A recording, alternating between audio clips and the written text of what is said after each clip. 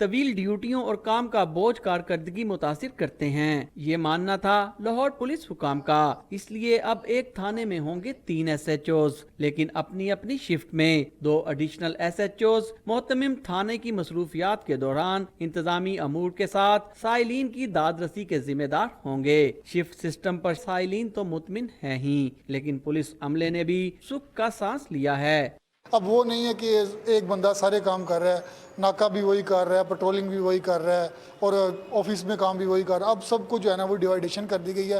حکام کے مطابق ایس ایچ اوز کی شفٹوں کے ساتھ دیگر نفری کو بھی شفٹ میں کام کروایا جائے گا، جس سے پٹرولنگ میں اضافہ اور مقدمات کے اندراج میں آسانی ہوگی۔ ایس ایچ او کے ساتھ 2 ایڈیشنل ایس ایچ اوز کو اٹیچ کیا گیا ہے اور وہ 8 گھنٹے کی ڈیوٹی جو ہے وہ ڈیوائڈ کر کے کریں گے، 8 آورلی شفٹ ہوگی ان کی۔